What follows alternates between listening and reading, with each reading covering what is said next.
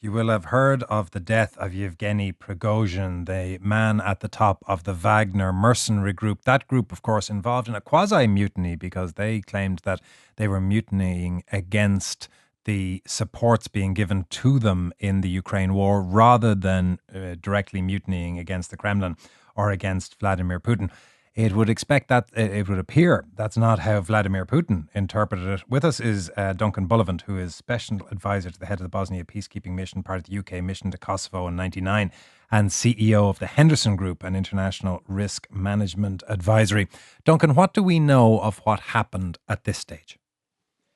Well, it would appear that either an explosive device on board the aircraft, a bomb, or a missile struck the aircraft as it was moving from Moscow to St. Petersburg. St. Petersburg, of course, is where the Prigozhin's sort of power base and home base is actually located.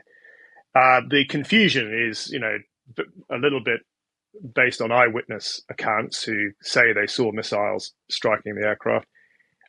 If it was missiles, then it happened obviously within Russian airspace, and it seems slightly unusual that an air defense battery would just shoot down a passenger aircraft without any particular reason. And if it was a bomb, then this is a tried and tested method of the GRU, the KGB, the FSB, whichever intelligence entity you want to name from Russia's past and recent history, in taking out members of the opposition. Joe Biden was asked about it and he said, and I quote, "I don't know for a fact what happened, but I'm not surprised. There's not much that happens in Russia that Putin is not behind, but I don't know enough to know the answer." Do you think he's right? Look, I think he's as right as anybody can be.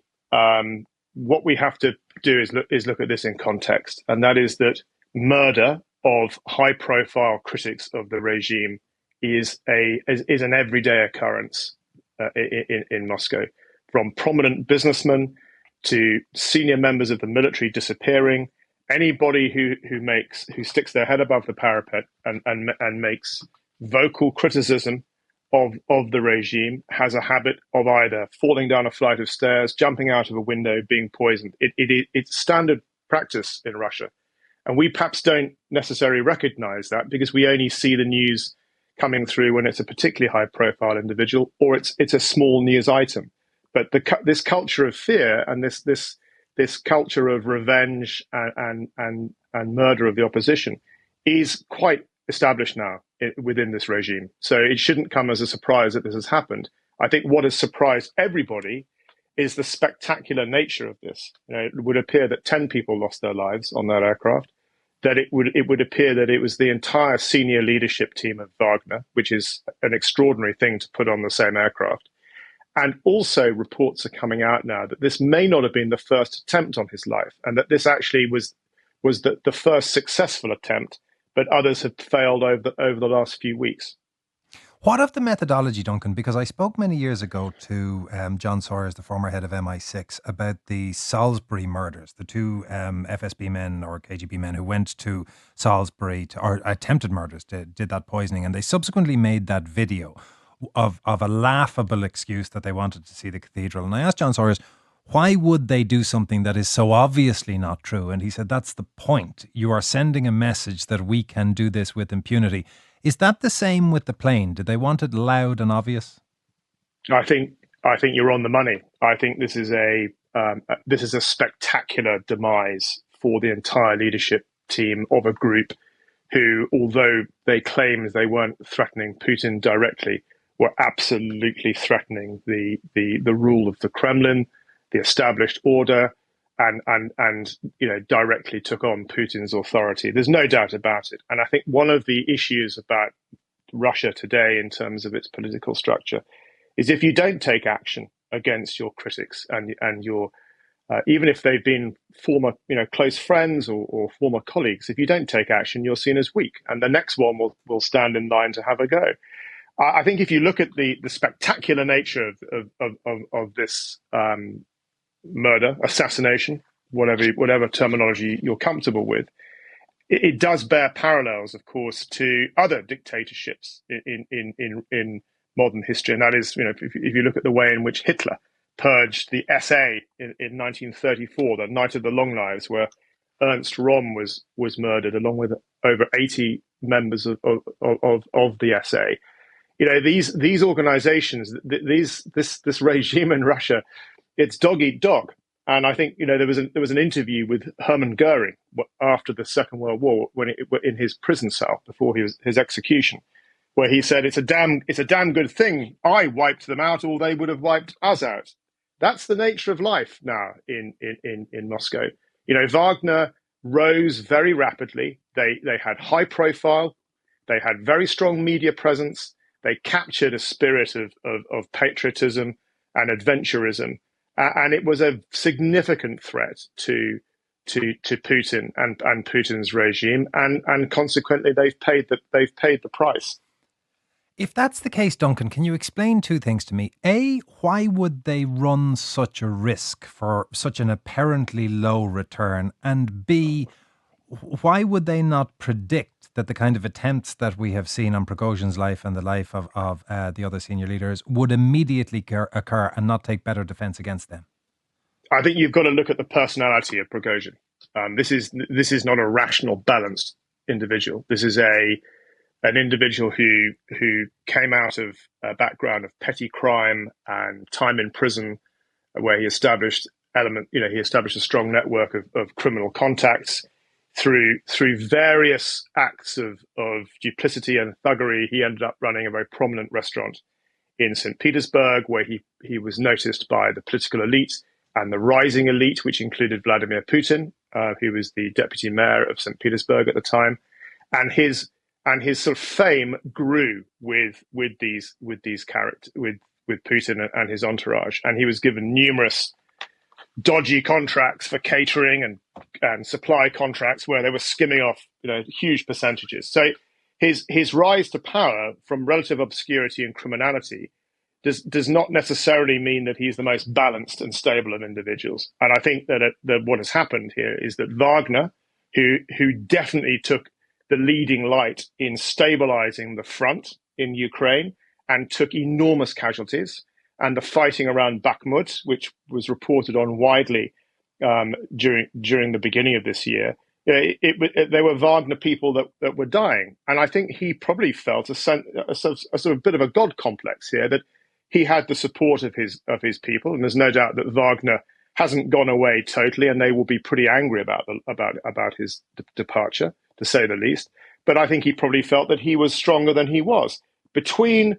On the road to Moscow, and let's not forget, they were only 60 kilometers from Moscow. On the road to Moscow, at some point, common sense must have dawned on him that he didn't quite necessarily know what he was going to do when he got to Moscow, that the odds were stacked against him, and that negotiation was probably the best way. There are rumors that his extended family had been rounded up, and basically he was told, stand down, or we will dispatch your family. I don't know if that's true, but there were some fairly credible sources. So this was not a stable, rational individual. This was an individual who, has effectively ripped resources out of Africa, has provided mercenaries to support some pretty outrageous activities in both Libya and in Syria. This is basically a criminal warlord who took on the boss and lost in this case. Briefly then, Duncan, you talked about the scale of the fighting force that he assembled in the mercenary group, the Wagner mercenary group. What of that group now? Wagner's main effort has been economic in Africa. They have been going after two things in Africa. They have been going after gold, which they then launder and process through Dubai. And they've been going after hardwoods, particularly in the Central African Republic. There's huge value in African hardwood from that part of the world, and they rip out these ancient forests. It's a money-making machine, and it masquerades as an influence peddler for the Kremlin. It's not really. It's about extracting resource. It's pure adventurism. So that's their Africa business, and it is, of course, a major factor at the moment in Africa. You've seen the recent coup in Niger, which is in part backed by Wagner forces. You've now got Nigeria that looks like it's going to lead a counter coup against the regime in Niger. So it's created as much instability as it has stability, but it has for many years provided Putin, provided the Kremlin, and provided the army with an off the books opportunity to take part in foreign military adventures and interventions without necessarily having to invoke various charters in Moscow. The issue now for Putin is that with Wagner rapidly becoming a one could argue a sort of diminishing force, military force. They've been dispersed. A lot of them have gone to Belarus, but are now just disappearing from Belarus to go to Africa or just disappear. With them on the decline, Putin's big challenge now, and this is the real issue with Wagner, is that he does not want to issue a general mobilization to continue to fight the war in Ukraine, because it was the general mobilization during the First World War, when Russia was taking terrible casualties, that led effectively to the Russian Revolution. So what is springing up all over Russia now are where you've got a state entity, for example, the state space company, the arms companies, the oil companies are starting to form militias, which look very much like Wagner, where people from those factories, people from those communities are joining armed militias. They're as well paid as the Wagner mercenaries, and they are available for mobilization in Ukraine. And this is a way for Putin to avoid a general mobilization into the Russian army. So I think it's still there's a lot of dust yet to settle on what has happened in the last 24 hours. We need to see what happens to the former Wagner fighters, some of whom have sworn revenge. We'll see where that takes them. But this is a very significant and very concerning development within Russia today. Duncan, thank you very much for that analysis. That's Duncan Bullivant, Special Advisor to the head of the Bosnia Peacekeeping Mission, part of the UK mission to Kosovo in '99, and of course now CEO of the Henderson Group, an international risk management consultancy.